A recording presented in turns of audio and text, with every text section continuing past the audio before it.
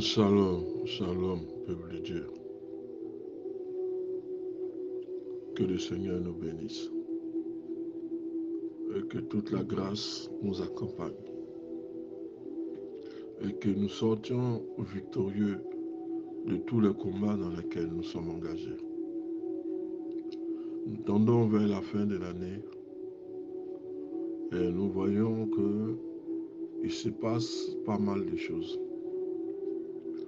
On a toujours décrié cette situation, mais à chaque fin d'année, nous voyons toujours les mêmes choses. Des sacrifices, des rituels, des adorations des autels, des accidents, des morts subites. L'ennemi a soif de sang et l'ennemi veut boire du sang. Mais nous allons dire au diable ce soir et à ses suppôts que vous allez boire votre propre sang et que vous allez tomber dans votre propre force. Dieu n'a pas prévu de poste pour nous. Il a prévu la gloire et la vie éternelle.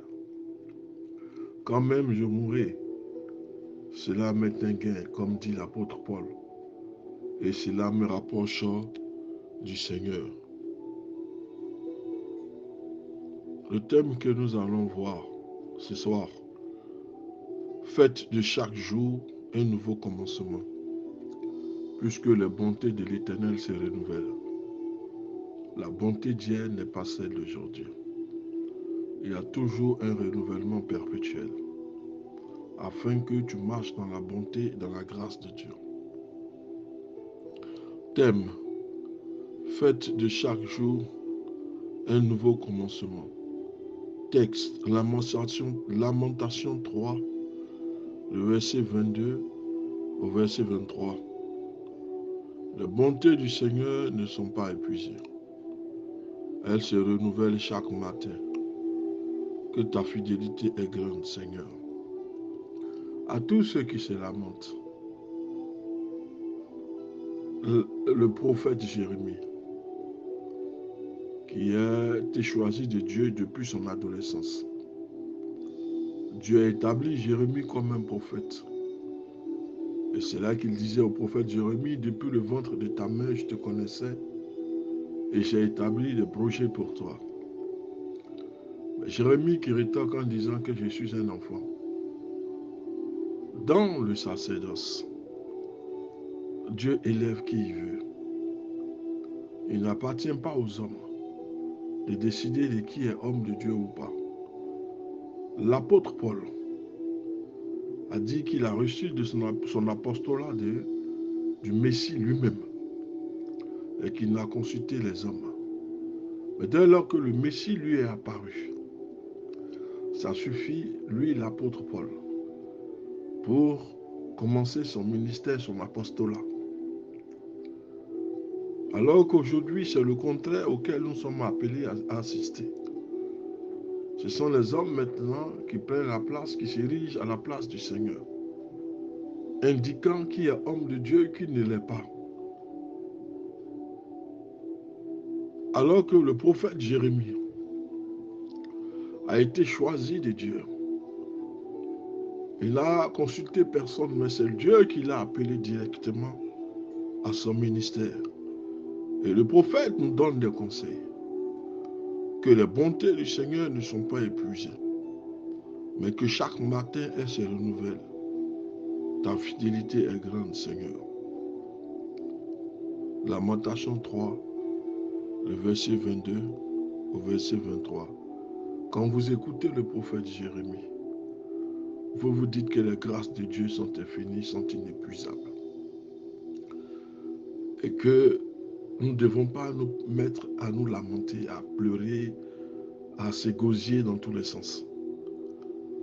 Mais si nous n'avons pas eu la bénédiction d'hier, il y a celle de demain qui arrive. Nous savons que nous allons nous réveiller parce que Dieu a un plan pour nous. Nous ne nous apitoyons pas sur les plans du diable qui ne voit que la mort partout, les buveurs de sang, les mangeurs de chair. Mais concentrons-nous sur la bonté de l'Éternel. Souvent, après une nuit de tempête et d'orage le matin, vient baigner de soleil et de fraîcheur. La paix et la tranquillité font oublier la peur et le stress de la nuit passée. Chaque nuit, chaque jour est un commencement perpétuel. La frayeur que tu as connue hier, le matin vient où la paix va effacer le stress et la peur. L'espoir d'une belle journée donne l'impression d'un nouveau commencement. Hier, c'est hier. Le passé, c'est le passé. Mais il y a des gens qui vont jusqu'à regarder encore dans ton passé. Mais pour aboutir à quoi? C'est lui qui est mort à la croix, a utilisé son sang pour effacer tous les péchés d'hier, tous les péchés du passé. Il y a des gens qui se jouent le coup du diable à ressusciter le passé à chaque bout de champ. La bonté du Seigneur se renouvelle chaque matin. L'espoir d'une belle journée donne l'impression d'un nouveau commencement. Le prophète Jérémie avait traversé une longue nuit, une nuit terrible que la plupart d'entre nous peut-être n'ont jamais connue.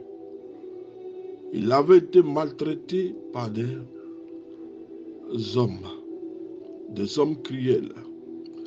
Il s'était retrouvé à 2 doigts de la mort, mais par-dessus tout, la dépression qu'il avait souffert l'avait amené au bord du désespoir.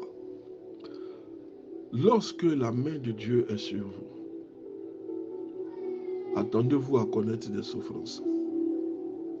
Lorsque Dieu choisit Jérémie, son prophète, il dit à Jérémie, tu seras beaucoup combattu. Mais sache une chose, je serai toujours avec toi. Le Seigneur ne nous dit-il pas tous les jours, je suis avec vous tous les jours jusqu'à la fin du monde. Lorsque le Seigneur nous dit ceci, cela ne veut pas dire que nous allons être soustraits à des épreuves et à des difficultés. Au contraire, nous allons en connaître. Mais le plan du diable n'aboutira pas parce que l'Éternel marche toujours avec nous. Sois dans la joie et dans l'allégresse. Tu te dis une chose comme le prophète est en train de le dire. Les bontés de Dieu se renouvellent. Chaque jour est un nouveau commencement. Ce qui est ancien ne peut pas prospérer aujourd'hui. Le Seigneur est en train de tout renouveler. Jérémie a connu une atrocité, une nuit agitée. C'était un moment où lui-même, Jérémie, pensait qu'il allait connaître la mort. Il était à 2 doigts de connaître la mort. Jérémie, quand il a prophétisé, il a été jeté dans un puits. Il s'est dit qu'il allait mourir. Parce que les prophéties, quand elles sont données dans la vérité, blessent la plupart du temps. Mais ce n'est pas nous qui inventons les prophéties. Elles viennent par la puissance de l'Esprit de Dieu. Une prophétie, quand elle est donnée, nous devons faire attention et nous devons l'analyser. Ça a failli coûter la mort au prophète Jérémie. Ils l'ont pris, ils l'ont jeté dans un puits. Il a été maltraité. Il a souffert cruellement. Il s'est retrouvé à 2 doigts de la mort. Il a connu la dépression. Cela l'a mené au bord du désespoir. Lui, prophète de l'Éternel. Les souffrances physiques avaient exacerbé les tourments de son esprit. Jérémie avait vécu l'horrible siège de Jérusalem, assisté à la prise par les armées ennemies.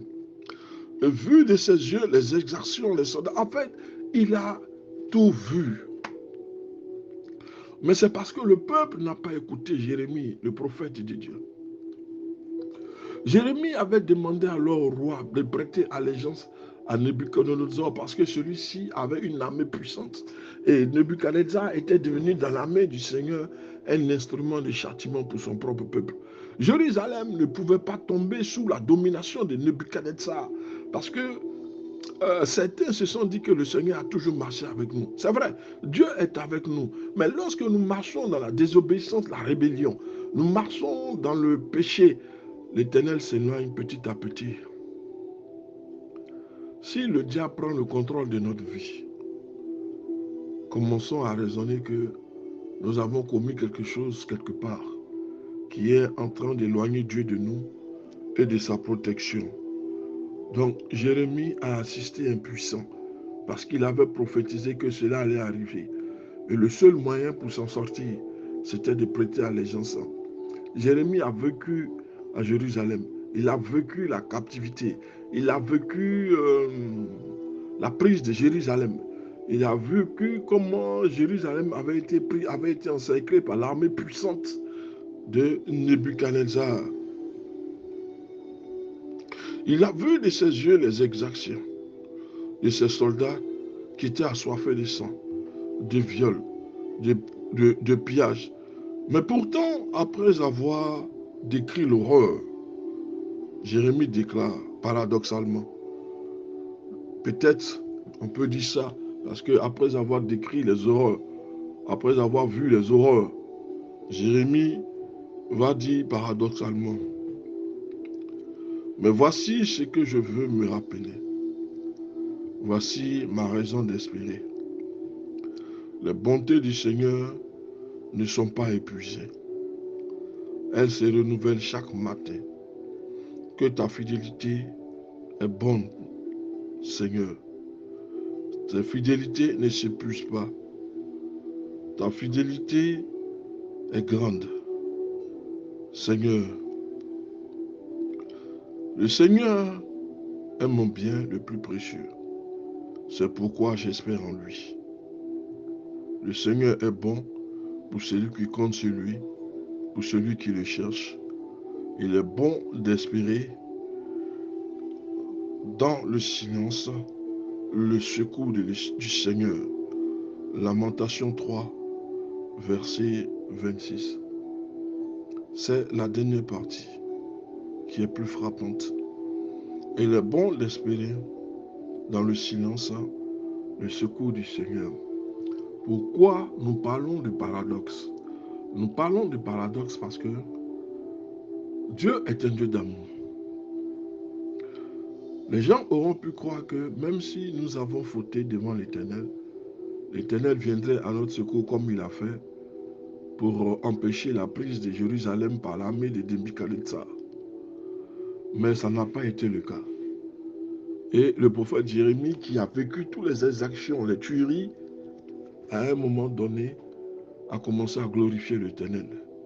Parce que tout ce que l'Éternel fait, ou tout ce qui se passe, concourt à l'élévation, à la grandeur du Seigneur. Jérémie avait découvert le secret qui lui permettait de revenir chaque matin à la source de son espoir et de sa protection. Quel que soit ce qui va se passer dans votre vie, les attaques, des fois vous ne comprenez pas ce qui vous arrive. Les gens vous attaquent, mais vous ne savez pas trop pourquoi ils ont lancé ces attaques. Mais la Bible nous dit de garder seulement le silence. La bataille appartient à l'Éternel. Crie seulement Amen, parce que celui qui combat pour toi n'a jamais connu de défaite. Jérémie nous demande une chose, d'aller chaque matin à la source de la bénédiction et de la protection. Il nous demande chaque jour de nous appuyer sur l'Éternel et de le chercher. Jérémie s'était souvenu que l'amour de Dieu est sans limite.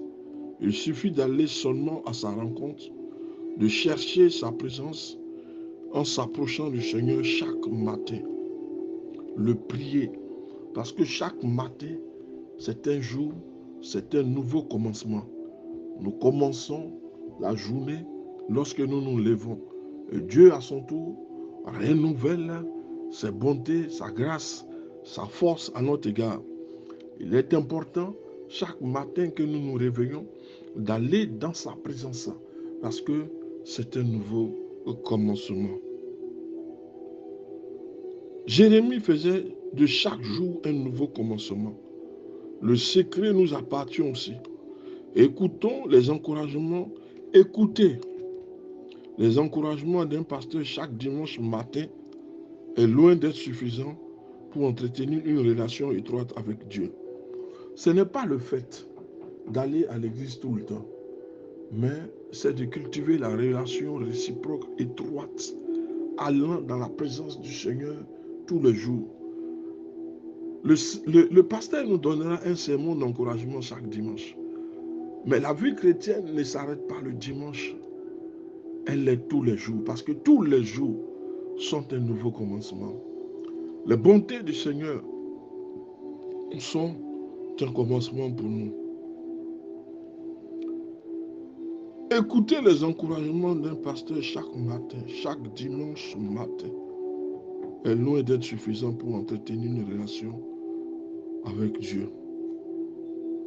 Le Seigneur qui nous offre chaque matin une nouvelle dose de fraîcheur et de bonté. La seule condition, c'est de venir dans sa présence. Chaque jour, par la lecture de sa parole, par la prière, par la communion avec les siens. Les gens doués de sagesse savent faire de chaque jour un jour nouveau, un nouveau commencement. Que Dieu vous bénisse. Pasteur